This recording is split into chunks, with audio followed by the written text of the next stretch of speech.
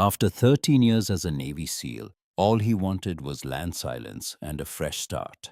So when he found 100 acres in Montana selling for just $10, he didn't ask too many questions. But the first night he unlocked the door, he realized something wasn't right. There was someone already inside, a young woman hiding in fear. And what she told him would pull him into a secret involving betrayal, murder, and a fight for justice that no one in that small town wanted reopened. The town of Red Hollow, Montana had a way of disappearing beneath its own sky. In late October, the wind came down from the Absaroka Range sharp and restless, dragging thin sheets of dust across the empty highway like something being erased. The grasslands surrounding the town stretched for miles in dull gold and brittle brown, broken only by skeletal fences and the occasional wind-bent pine leaning away from whatever had hurt it last. By 4 in the afternoon, the temperature had already begun to drop. Clouds hung low and metallic, promising an early frost that would settle into the bones of every living thing, still foolish enough to be outside. It was the kind of place where silence felt permanent, where people minded their own business not out of courtesy, but out of survival, where stories died quickly and those who told them learned to stop. Garrett Holden preferred it that way. He drove into Red Hollow in a dented navy blue pickup that had seen better decades. The engine rattled when idling a low mechanical cough that never quite cleared, but the truck still ran steady, like its owner. Garrett was 36 years old, broad-shouldered and built lean rather than bulky, the kind of strength carved by endurance rather than display. Years of swimming in freezing water, carrying wounded men across open terrain, and surviving on less sleep than most people would believe possible had shaped him into something efficient. Nothing wasted. His dark hair was cut short, military precise, though he hadn't worn the uniform in 18 months. A faint scar ran from the corner of his jaw toward his left ear, half hidden beneath a trimmed but rugged beard that he kept because shaving every morning felt like a discipline he no longer owed anyone. His eyes were gray-blue, steady, the kind that assessed every exit in a room without appearing to look, the kind that noticed which hand a stranger favored, whether weight shifted when someone stood, whether the smile reached the eyes or stopped at the mouth. He had been a Navy SEAL for 13 years, 4 deployments, operations he would never speak about in countries whose names he had trained himself to forget. Combat had shaped him in ways that didn't show on the surface. He moved quietly. He rarely spoke more than necessary. Loud noises made his shoulders tighten before he could stop them, a reflex he had learned to hide but never learned to kill. He slept lightly. He trusted slowly. And some nights the war followed him into rooms where no enemy had ever stood. The war had ended for him 18 months ago. The quiet had not. In the passenger seat sat Briggs. Briggs was a 5-year-old German shepherd, sable-coated with a thick black saddle pattern across his back and tan legs dusted in road dirt from 3 days of driving. His ears stood tall and alert, one slightly nicked at the tip from an old training injury that had healed crooked. His amber eyes were intelligent, watchful, always processing. He had once been part of a military working dog unit trained in detection and tactical support. When Garrett left the service, Briggs left with him. No paperwork could have separated them. No regulation would have survived the attempt. The dog's temperament mirrored his handler, disciplined, calm under pressure, intensely loyal in a way that did not require affection to prove itself. Briggs did not bark unnecessarily. He observed first, assessed second, acted only when the situation demanded it, and when he acted, he did not hesitate. They had been through gunfire together. They had slept in the same dirt, breathed the same dust, bled within feet of each other. That bond did not fade with paperwork or time zones. It lived in the space between them, invisible and unbreakable. Garrett parked outside the small county office building, where faded white letters read, Gallatin County Property Administration. The paint had cracked along the edges of every letter, as though even the name of the place was trying to leave. Inside, the air smelled like old carpet and stale coffee. A clerk with reading glasses perched on the tip of her nose barely looked up when Garrett signed the final document transferring ownership of 100 acres of disputed land for $10. The property had been locked in legal limbo for weeks following the death of one of its co-owners. Taxes unpaid, operations halted. The surviving business partner had consolidated assets too quickly for anyone paying attention. But no one in Red Hollow had been paying attention. The land sat abandoned, unwanted, untouched. Garrett wanted it precisely because no one else did. $10 bought him land privacy distance, a place quiet enough that maybe, just maybe, the memories wouldn't follow. He folded the deed into his jacket pocket and walked back to the truck. Briggs watched him through the windshield, ears forward, reading his handler's posture the way most people read faces. By dusk, they were driving through the rusted front gate of Callaway Ranch. The property spread wide and uneven beneath a cold October sky, turning violet at the edges. The main house stood weathered but intact. White paint peeled at the corners. Porch boards had gone gray from years of wind and neglect. A red barn leaned slightly to one side in the distance, its doors half open like a mouth caught mid-sentence. Beyond that, rolling pasture disappeared into a dark tree line where the mountains began their slow climb towards snow. Briggs lifted his head before the truck engine fully died. His posture shifted, subtle but unmistakable to anyone who knew him. Ears rotated forward, nostrils flared. His body went still in that particular way that meant he was no longer observing the world casually. He was working. Garrett noticed immediately. "What is it?" he murmured. Briggs did not bark. He stared at the house. Garrett stepped out of the truck. His boots crunched on gravel that hadn't been driven over in weeks. The air smelled like dry wood and old hay, and something faintly metallic that might have been rust or might have been memory. No smoke rose from the chimney. No vehicle sat nearby. No movement disturbed the stillness. But Briggs moved ahead first.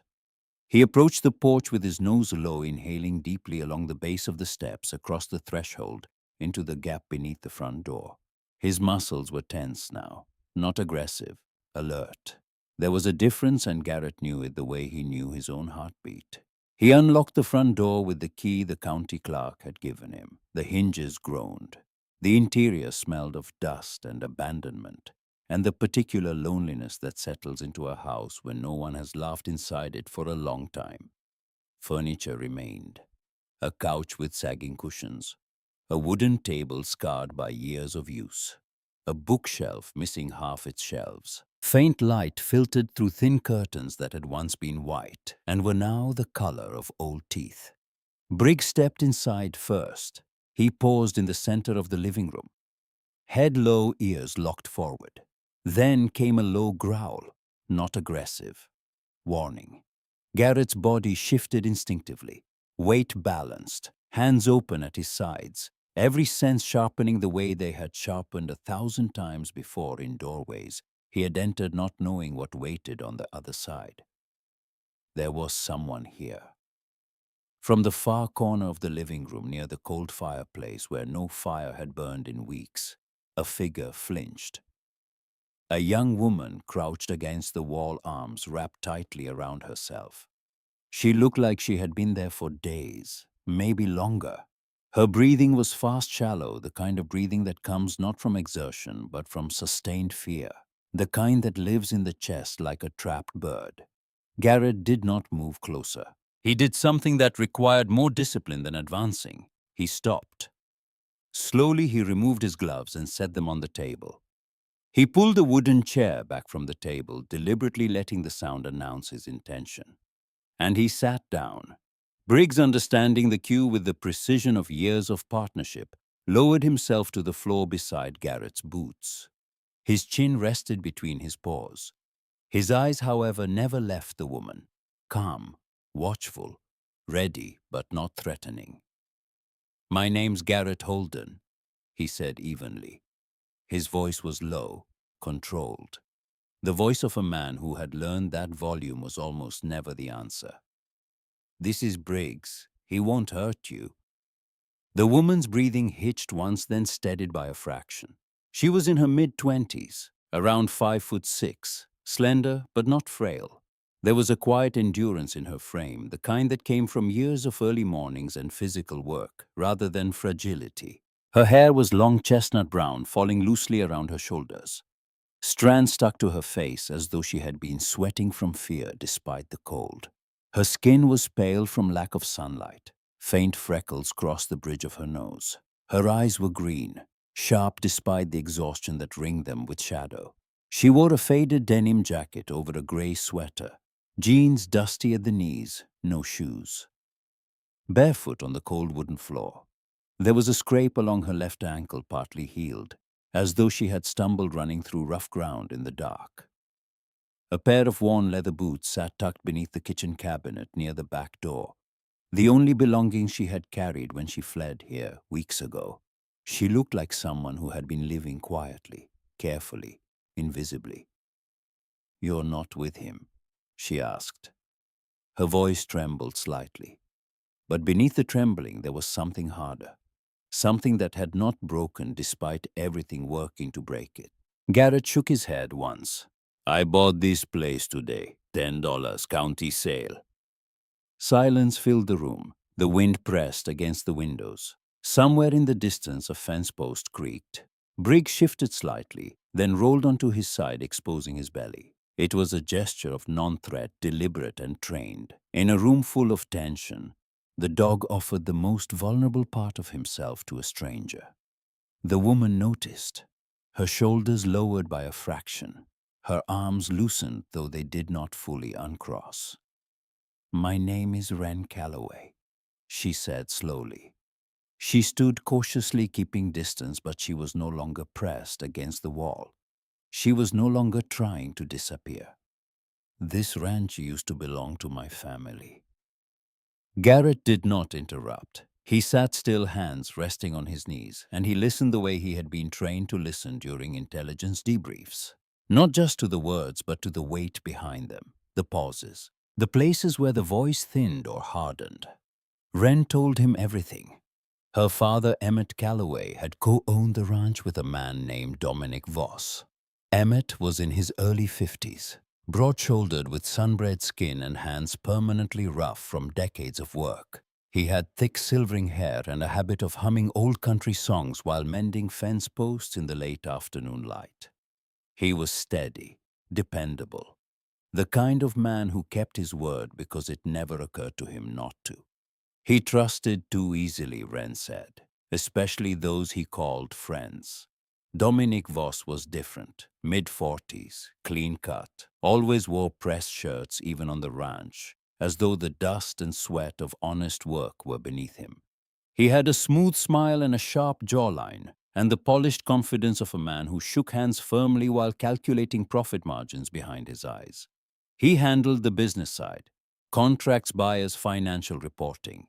Emmett handled operations, livestock equipment, land management. "People like Dominic," Wren said quietly. "My father trusted him." 6 weeks before Emmett died, small discrepancies began appearing in the quarterly financial statements. Revenue from cattle shipments that didn't match delivery records, feed invoices that exceeded what the ranch had actually ordered, numbers that looked right at a glance but fell apart under scrutiny. Emmett wasn't an accountant, but he knew the ranch's margins by heart. He had built them with his own hands over 30 years. He knew what 100 head of cattle sold for. He knew what feed cost in October versus March. And the numbers Dominic was presenting didn't match reality. Emmett started keeping his own records, handwritten notebooks filled in by lamplight at the kitchen table after Wren had gone to bed. He compared them line by line to Dominic's digital reports. They didn't match. Emmett confronted Dominic once, casually, over lunch in the ranch office. He kept his voice even, his tone more curious than accusatory, because that was Emmett's way. He didn't want a fight. He wanted an explanation. Dominic dismissed it. Clerical error. Blamed a third-party accounting firm. Smiled that smooth smile and changed the subject. But Emmett wasn't convinced. and that was when he installed the camera. Ren was careful to clarify. "It wasn't paranoia," she said. "My father wasn't afraid for his life. He just wanted proof." The camera was small, no larger than a matchbox. Emmett had purchased it with the help of Eugene Pratt, a man in his early 60s who ran a small electronics repair shop on the edge of town. Eugene was tall but slightly stooped from decades behind a counter. White hair combed neatly to one side, wire-framed glasses, flannel shirts rolled to mid-forearm regardless of the season. He had served as a communications technician in the Air Force before retiring to Montana, and technology did not intimidate him the way it intimidated most men his age. Eugene helped Emmett select a discrete recording device and showed him how to embed it inside a smoke detector casing mounted on the ceiling of his office. The camera was angled toward the desk and the seating area where meetings were held. It recorded to a micro SD card stored inside the unit. "My father wasn't tech-savvy," Ren said with a faint, sad, almost smile. "But he wasn't naive either." The camera recorded for several weeks. Most of it was routine. Emmett at his desk, Dominic reviewing paperwork, phone calls, nothing remarkable. Until the night of the explosion.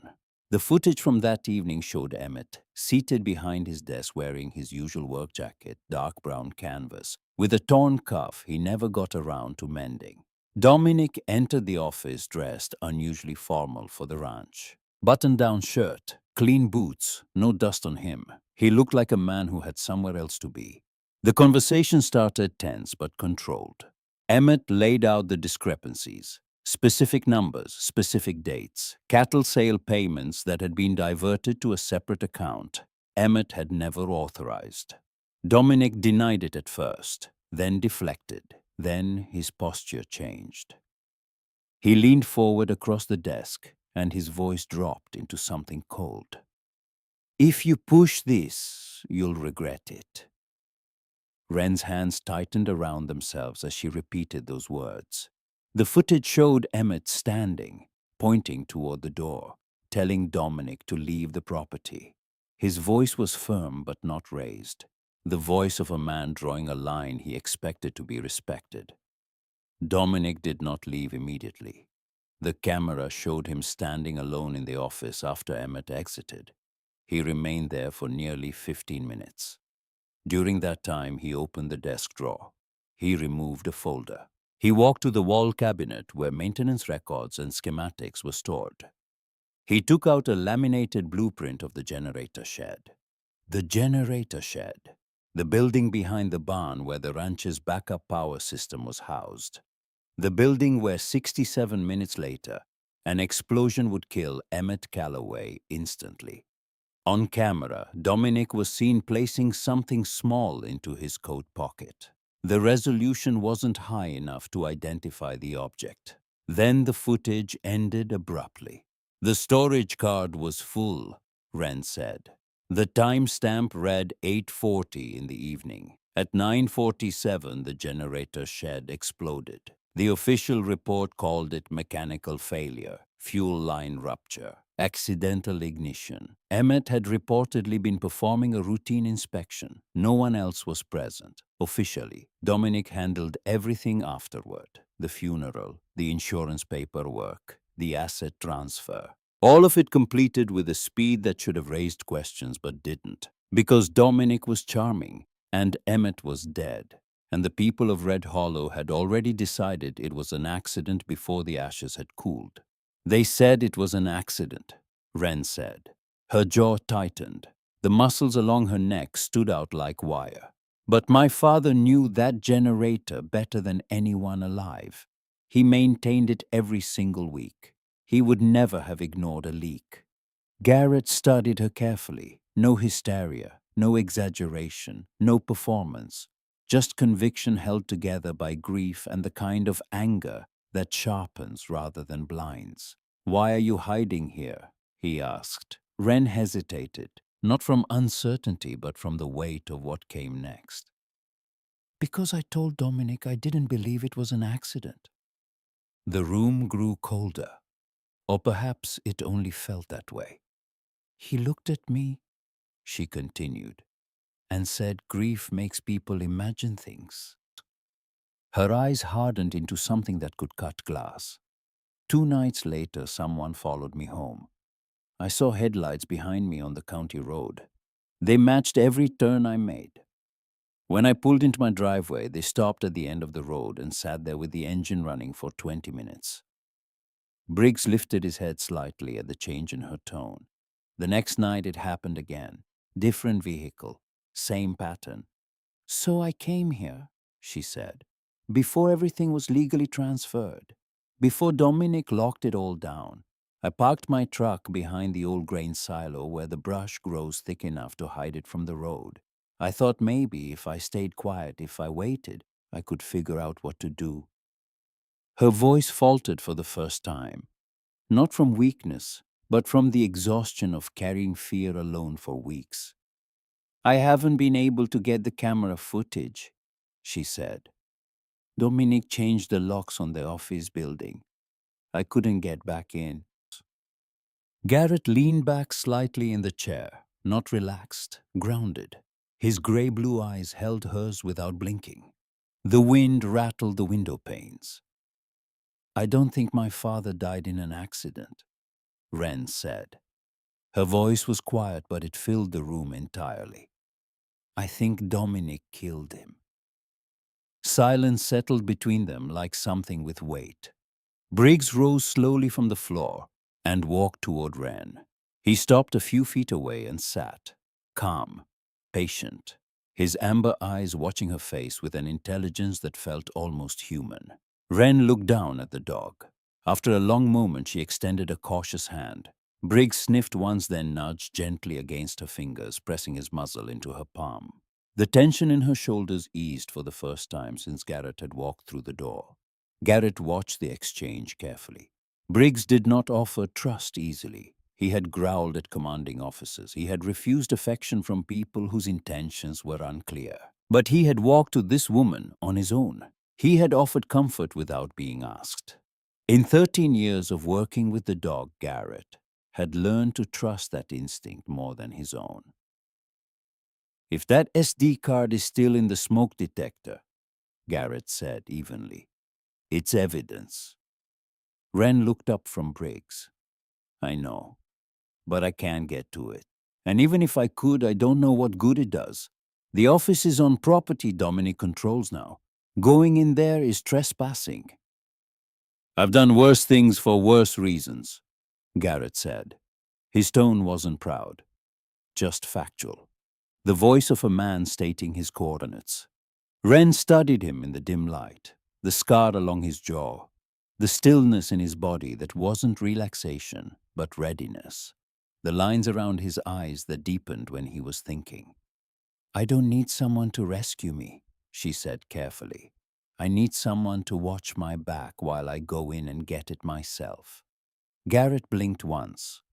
Something shifted behind his eyes. Not surprise exactly. Recognition. He had heard that tone before, in briefing rooms and forward operating bases from people who had already decided what they were going to do and simply needed the right person beside them to do it. You know the layout, he said. It wasn't a question. I grew up on this ranch. I know every door, every window, every blind spot on that property. Dominic has people watching it. I saw tire tracks near the gravel drive this afternoon. Fresh cigarette butts along the fence line. Someone's been on patrol. Wren nodded slowly. He's not careless. Neither am I. A pause stretched between them. Briggs remained at Wren's side, leaning gently against her leg. Tomorrow, Garrett said. We move tomorrow night. I'll teach you how we approach. You tell me what's inside. Wren held his gaze. For the first time since her father's death, she did not feel like prey.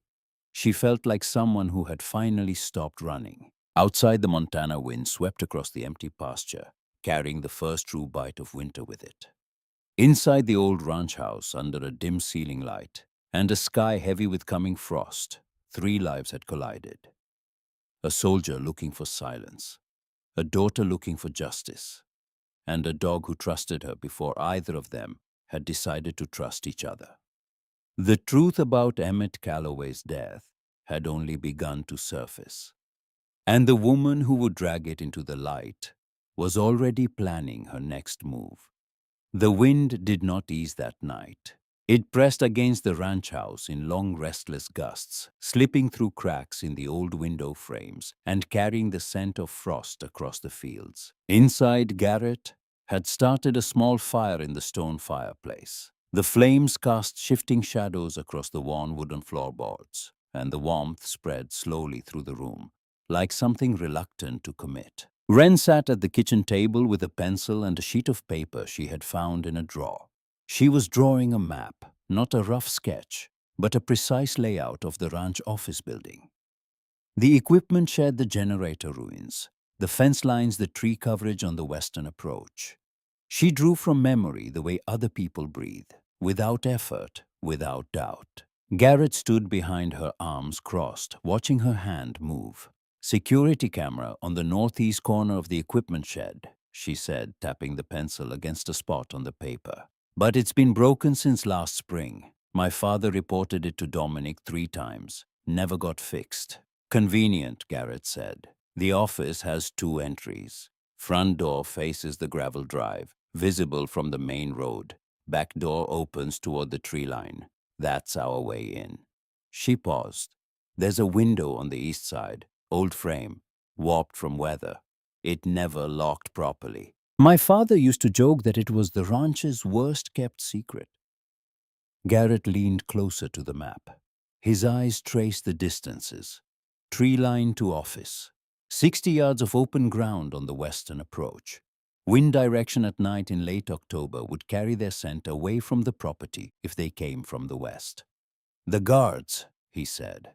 "I don't know how many, but Dominic wouldn't trust more than 2. He's careful about who knows what." Garrett nodded once.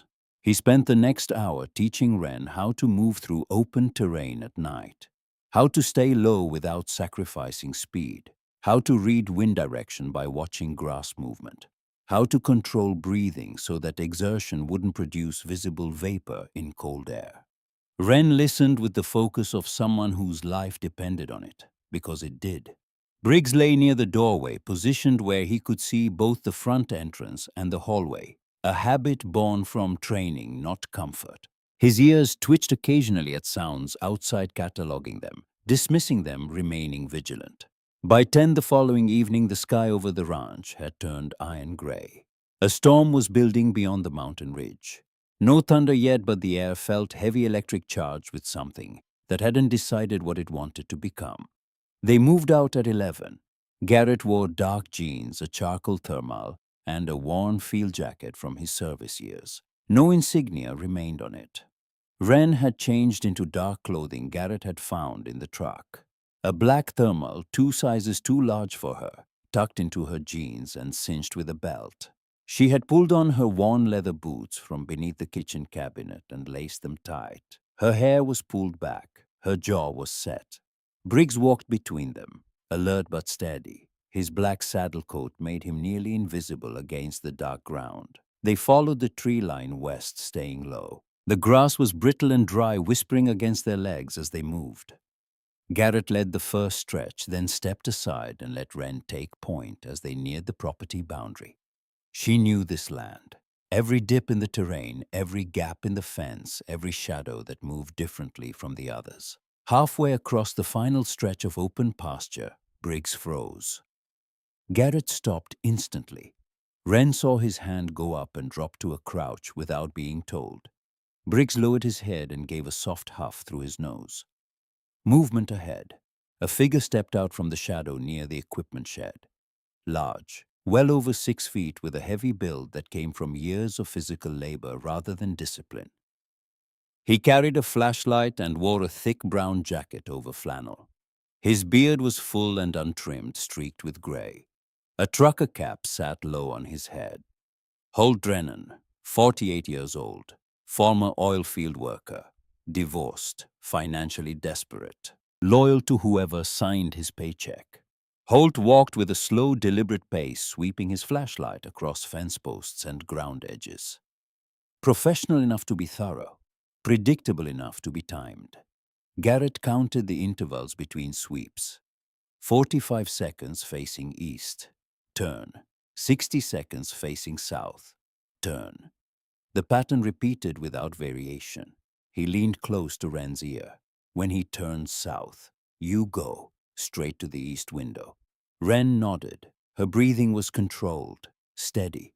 Whatever fear lived inside her had been compressed into something dense and functional. She was not fearless. She was afraid and moving anyway.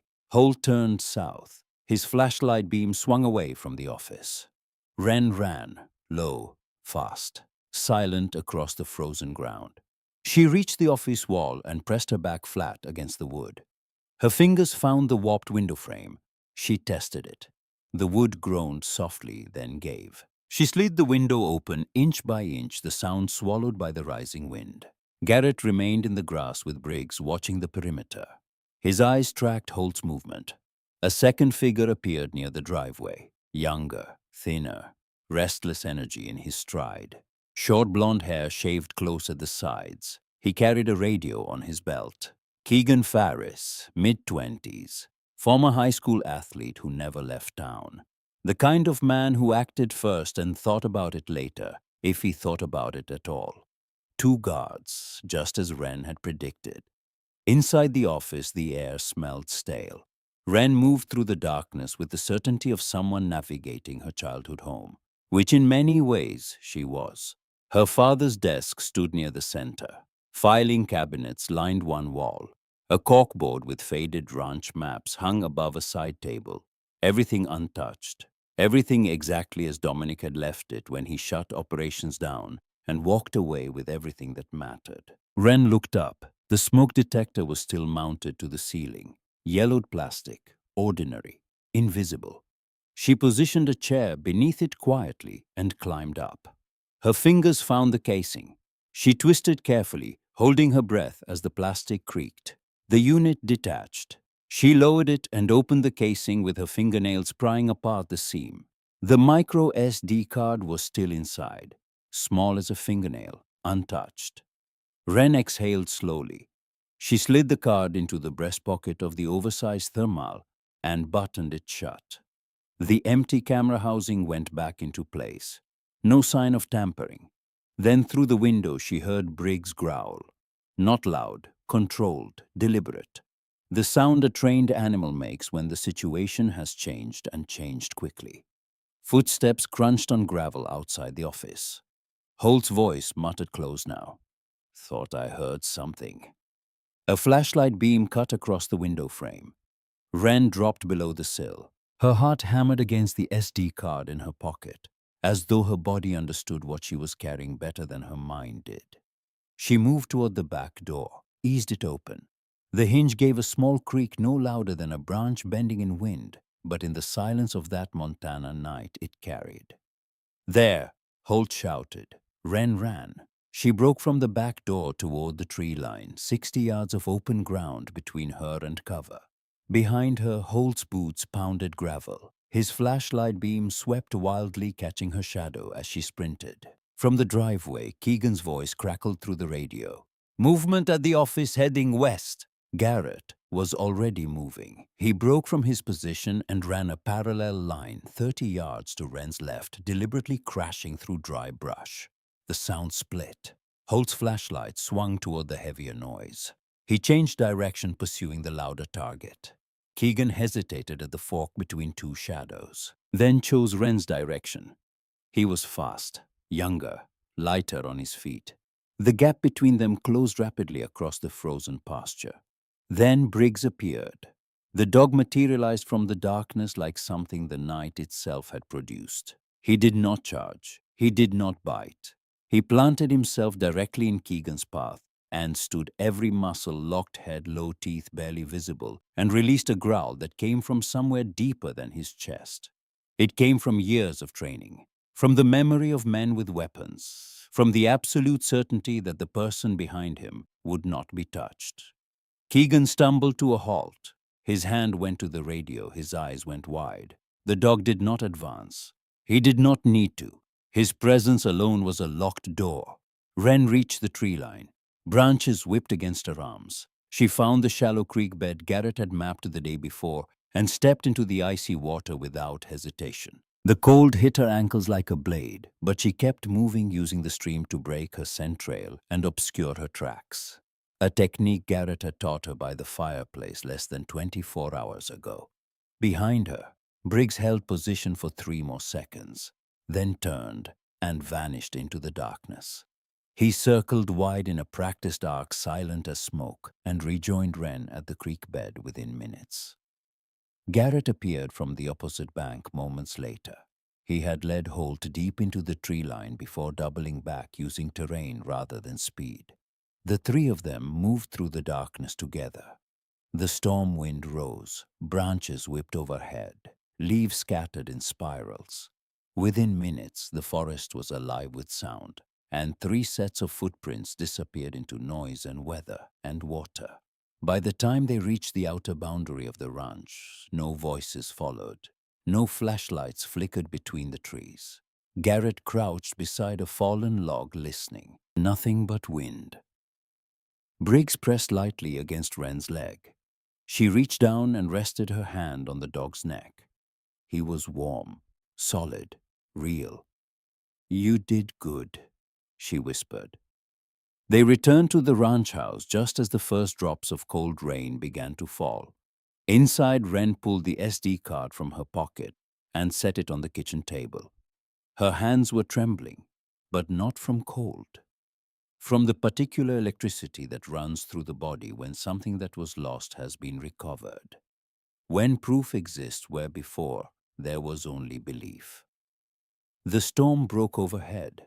Thunder rolled across the Montana plains in long, shuddering waves. Garrett connected the card reader to his laptop.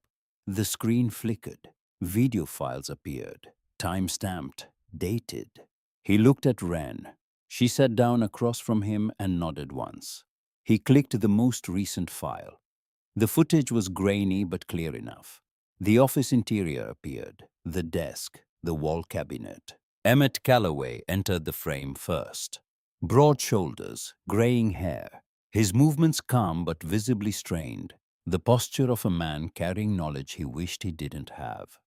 Dominic Voss entered moments later.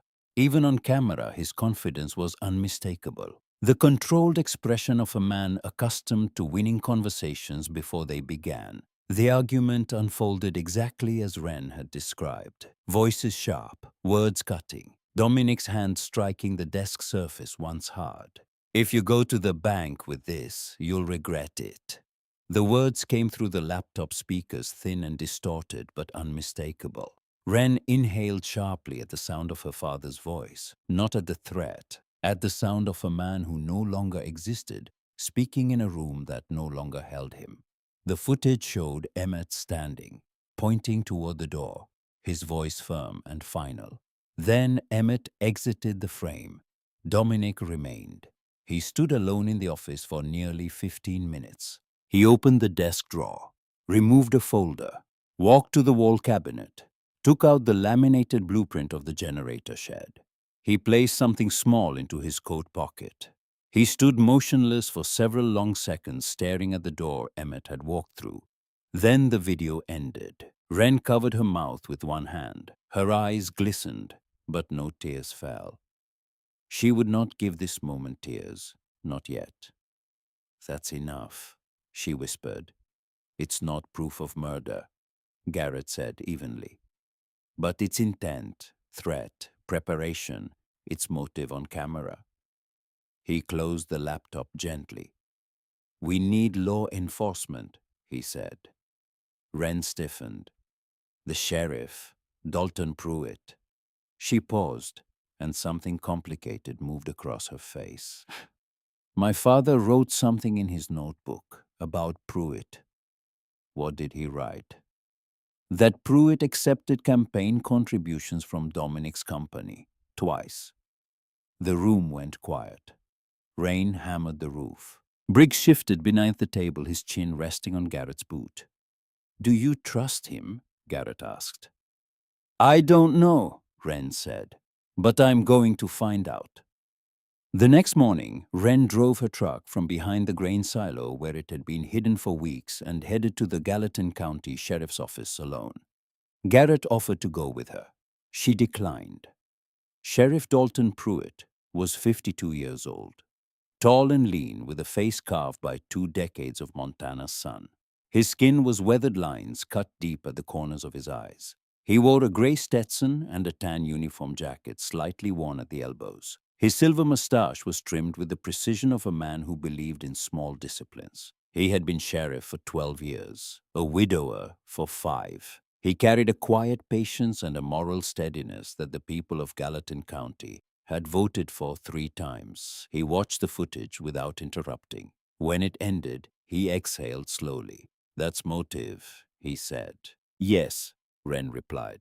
And I need to know something before we go any further. Pruitt looked at her. My father wrote in his notebook that you accepted money from Dominic's company, campaign contributions. Is that true? The silence in the office lasted 4 seconds. They felt much longer. Pruitt removed his hat and set it on the desk. It's true, 2 donations, legal, reported. I never did a single thing in return for them, and I never would. Then prove it, Wren said. Reopen the case. Bring someone in who can examine that generator shed properly. And don't tell anyone outside this office what's on that card. Pruitt studied the young woman sitting across from him.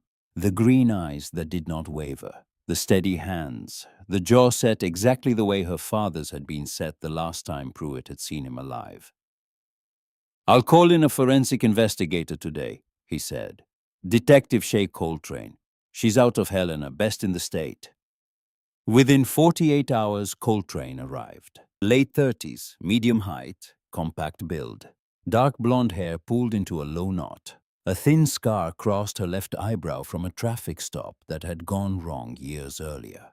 She spoke carefully, choosing words the way a surgeon chooses instruments. She was methodical, detail-oriented, and entirely unimpressed by charm money or local politics. Standing in the debris field of the ruined generator shed, she crouched beside a bent metal valve and ran her gloved fingers along the fracture line. This wasn't random failure, she said. She pointed to markings on the metal. See these tool marks, manual adjustment, pressure override. This valve was partially loosened before ignition. Pruitt frowned. You're saying someone tampered with it? Coltrane looked up at him with the flat certainty of someone who did not deal in opinion. I'm saying this didn't fail on its own. Lab results confirmed her assessment within the week. Residue patterns inconsistent with accidental mechanical failure. Ignition source deliberate. The pressure valve had been loosened with a standard wrench prior to the explosion. Meanwhile, financial investigators reviewed the ranch accounts. The discrepancies surfaced immediately. Funds diverted to shell accounts. Unauthorized transfers bearing Dominic Voss's signature on documents Emmett had specifically disputed weeks before his death. Then Dominic made his move.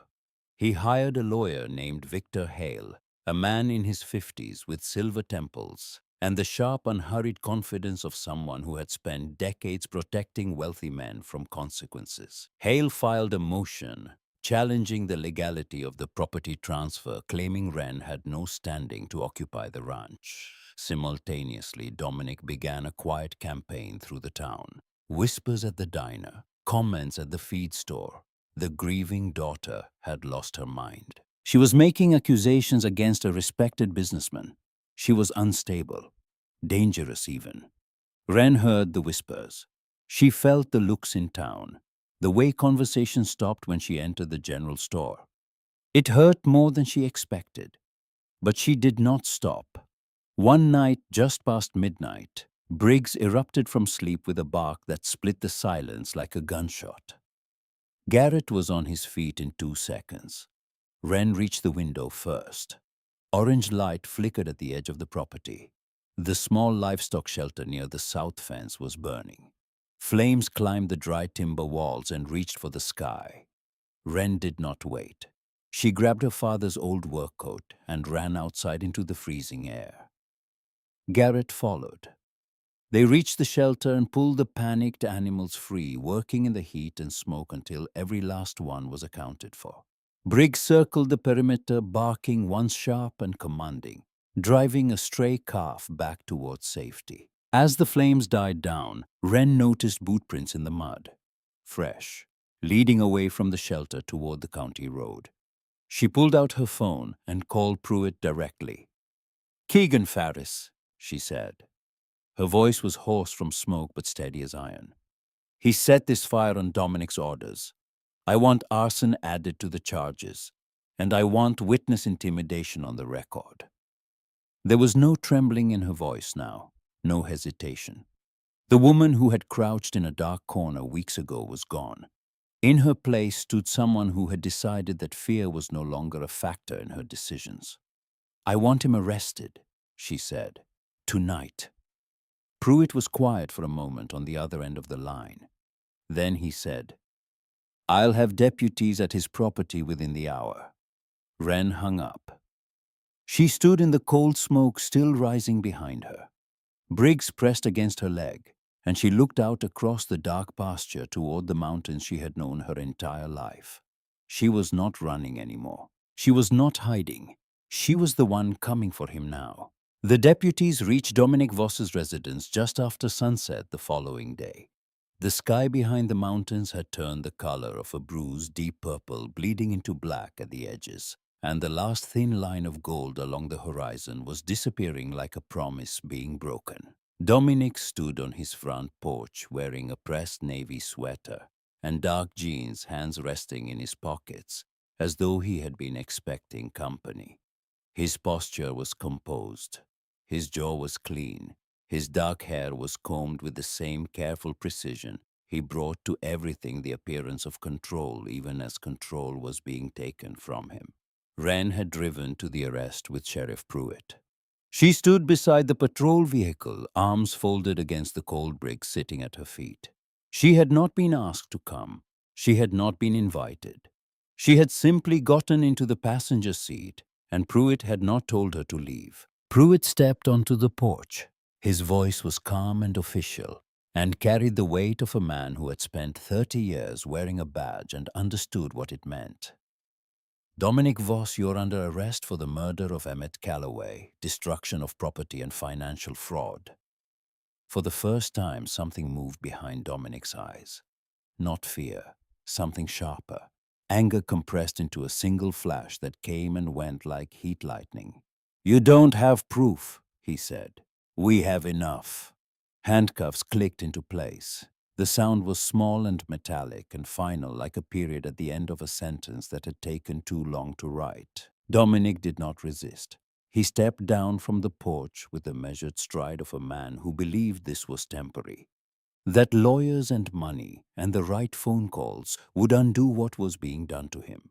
But as the deputies guided him toward the patrol car, he turned his head and looked directly at Wren. His expression was unreadable at first. Then the corner of his mouth shifted into something that was not quite a smile. "Your father wasn't as perfect as you think he was," he said.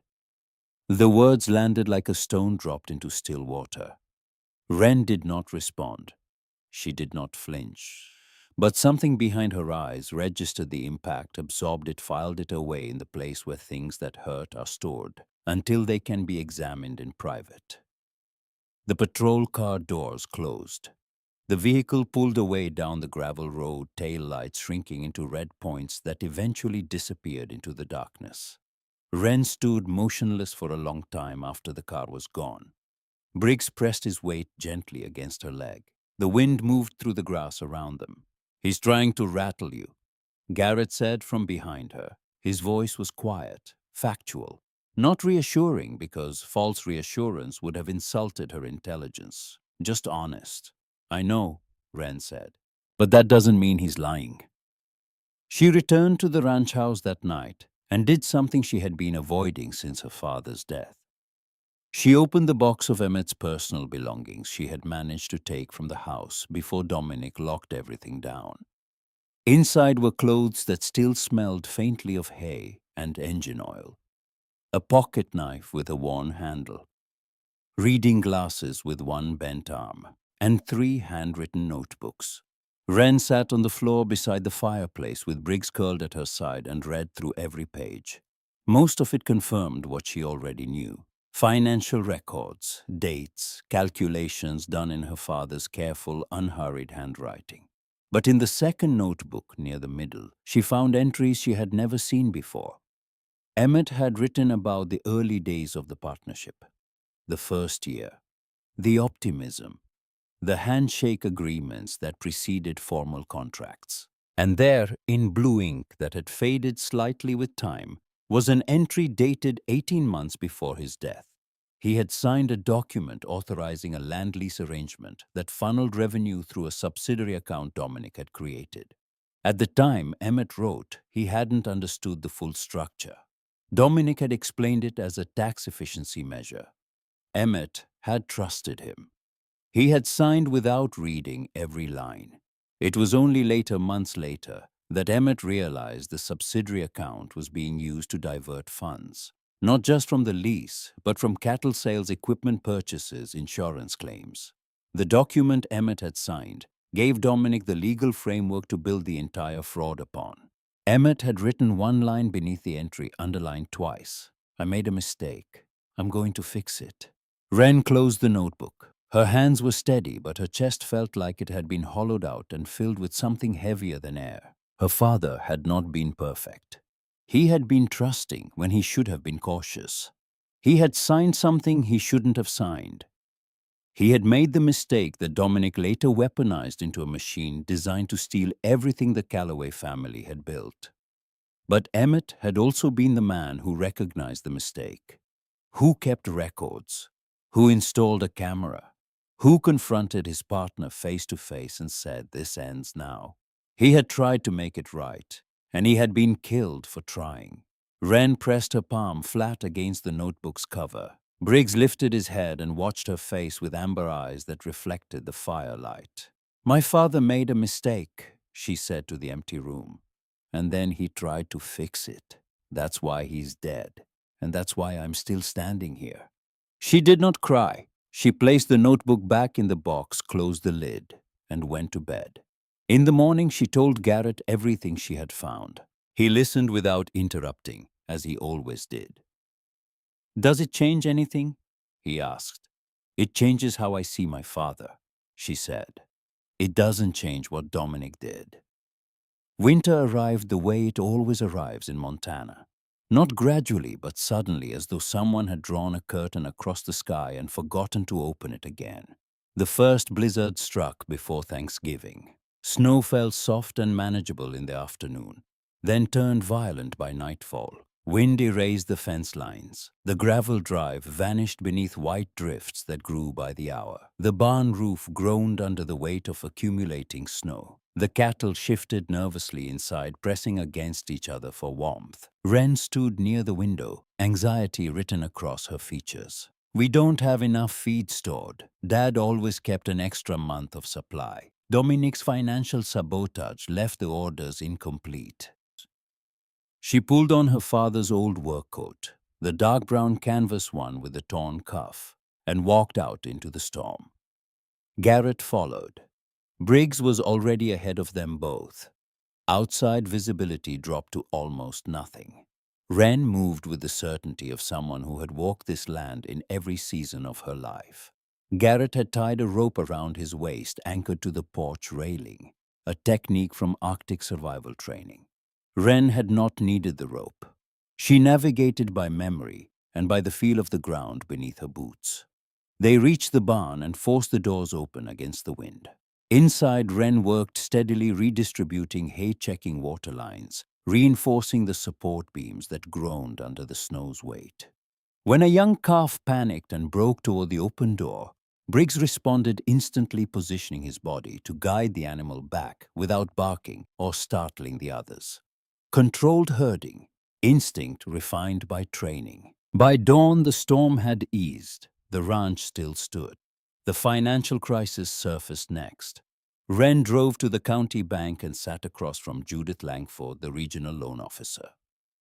Judith was in her late 40s, tall and composed with straight blonde hair cut precisely at shoulder length. She wore tailored blazers even in small-town Montana and spoke with the careful firmness of someone who had learned long ago that sympathy did not pay debts. She had lost her own family's farm to drought and default when she was young. Structure, not sentiment, was what she believed in. "You're inheriting more than land," Judith said.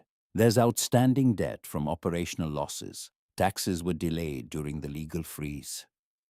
Wren looked at the number on the paper Judith slid across the desk. It was heavy, the kind of number that makes a person reconsider everything.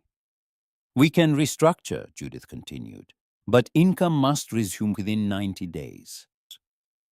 Wren did not look at Garrett, who sat beside her in silence.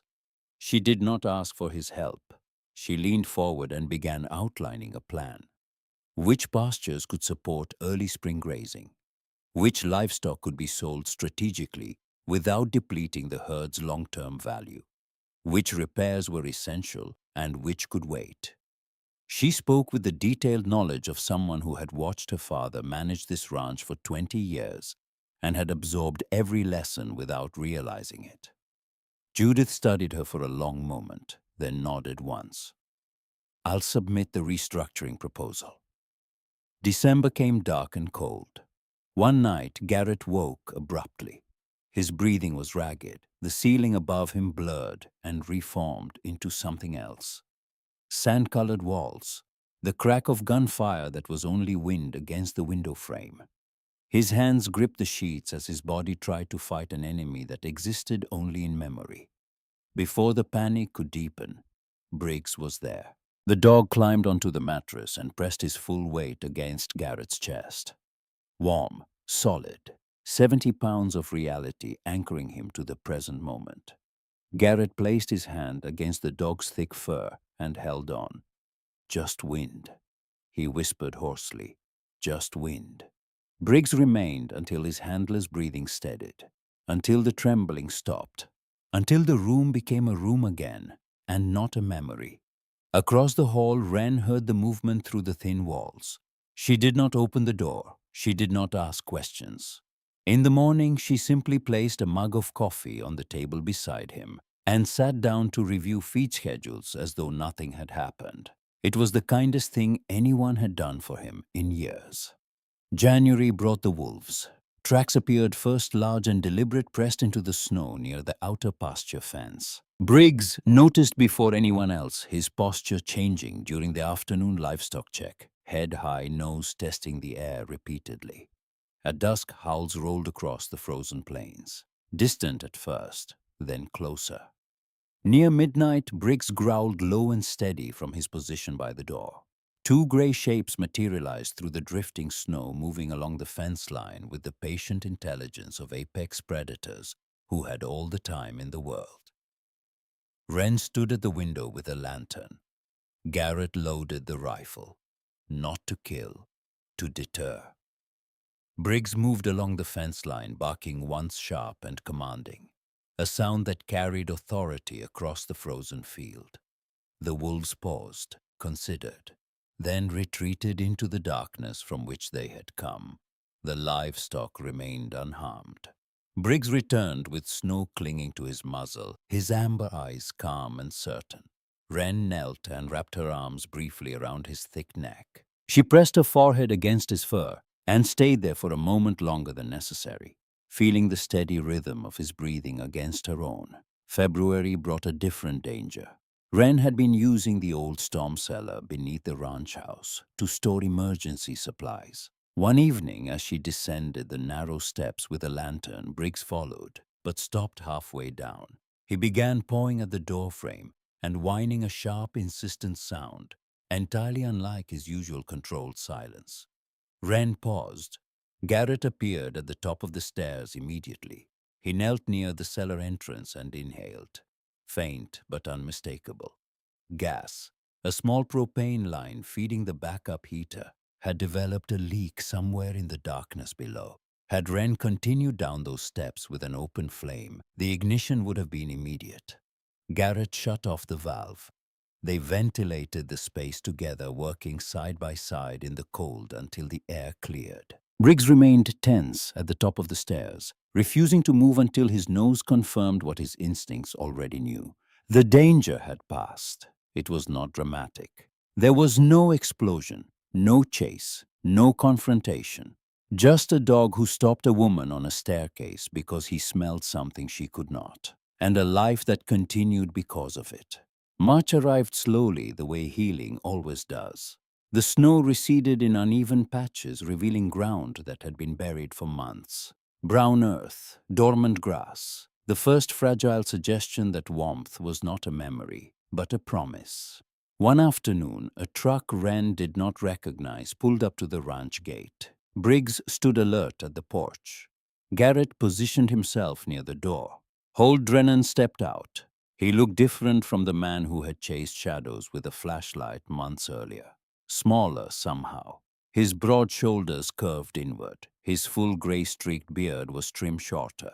He held his trucker cap in both hands, turning it slowly. He did not look at Garrett. He looked at Wren. "I need to talk to you," he said. His voice was rough and low, and carried the weight of something that had been sitting on his chest for months. Wren stood on the porch with her arms folded. She did not invite him inside. She waited. "The night your father died." Holt began. He stopped, swallowed, started again. "I was on watch, same as always. But that night I saw Dominic's truck parked behind the equipment shed, around 9 o'clock. He wasn't supposed to be there. I saw him walk from the shed toward the generator building. He was carrying something. 15 minutes later, I heard the explosion." The silence between them was absolute. "I didn't say anything," Holt continued. His voice cracked at the edges. "I needed the job. I was broke, divorced. Dominic was the only one paying me steady. So I kept my mouth shut and told myself it wasn't my business." He looked at Wren directly. His eyes were wet. "But you didn't keep your mouth shut. You didn't stop. You could have run. You could have let it go. But you're just like your father. You wouldn't quit." He reached into his jacket and produced a folded piece of paper. A handwritten statement, dated, signed. "I'll testify," he said. "Whatever court, whatever it takes. I should have done this months ago." Wren took the paper. She read it once slowly. Then she looked up at Holt Drennan, the man who had chased her through the darkness, who had worked for the man who killed her father, who had stood guard over injustice because the pay was steady. "Thank you," she said, nothing more. But the two words carried everything. Holt nodded once. He put his cap back on, returned to his truck, and drove away down the gravel road without looking back. Wren stood holding the statement as the March wind moved through her hair. Briggs leaned against her leg. Garrett stood in the doorway behind her. The evidence was complete. Footage, forensics, financial records, and now an eyewitness who had watched Dominic Voss walk toward the building that would become Emmett Calloway's grave. Spring deepened. The fields turned green in slow, uneven waves. Creeks swelled with snowmelt. The mountains released their white burden, gradually revealing dark rock and pine forests that had waited all winter to breathe. The official transfer papers arrived on a Tuesday morning. Wren stood at the kitchen table holding the finalized deed. Her name printed clearly as sole owner. Her fingers traced the ink as though confirming it was real. For the first time since her father's death, the land was legally hers. Garrett had already packed half his belongings into the truck. The plan had always been simple. Help her find justice. Leave. He was a man who passed through places. That was what he knew. That was what he had always done. He stepped onto the porch, where Wren stood watching the afternoon light spread across the thawing pasture. Briggs trotted ahead of them, both inspecting fence posts with the serious attention of a foreman conducting his daily rounds.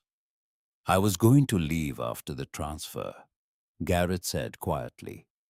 "I know," Wren said. She did not turn to look at him. A long silence passed, the kind that exists between two people who have survived something together and do not need to fill the space with noise. "I haven't slept through the night in years," Garrett said. "Not since I left the service. Not in any motel or apartment or borrowed room in 18 months of moving." He paused. "Not until here." Wren turned toward him. Her green eyes were clear, steady, the same eyes that had stared at him from a dark corner on a cold October night, full of fear but refusing to break. "I don't need saving," she said gently, "but I could use a partner." The words settled between them like something planted. Not dependency, not rescue, partnership. Two people who had earned each other's trust through shared winter and shared silence and the kind of honesty that most people never risk. Garrett looked across the pasture, where Briggs had stopped to watch a hawk circling high above the tree line. The dog's ears were forward. His tail moved in slow, contented arcs. He looked like an animal who had finally found the perimeter he was meant to guard. "All right," Garrett said. Two words, ordinary as dirt, but they changed the shape of everything. The wind across Callaway Ranch no longer felt hostile. It felt like something to work with, something that carried the scent of new grass and wet earth, and the slow, patient warmth of a season that had waited all winter to arrive. The $10 ranch had become more than disputed land. It was a place where justice had been restored by a daughter who refused to let her father's death become just another accident in a small town that preferred silence. A place where winter had tested resolve and found it unbreakable. A place where a soldier who had spent 18 months running from himself found a reason to stop, and where slowly, carefully, in the way that all real things grow, a family began to take shape. Not built on romance or rescue, built on truth, on endurance, on the quiet understanding that some people are meant to stand beside you in the storm, and the wisdom to recognize them when they arrive. Somewhere beyond the pasture, a meadowlark sang. Briggs lifted his head to listen. Wren rested her hand on the porch railing her father had built with his own hands 30 years ago. Garrett stood beside her, steady and still, a man who had finally found the thing he didn't know he was looking for. The land stretched out before them, wide and green, and full of work that needed doing. And for the first time in a very long time, that felt like enough.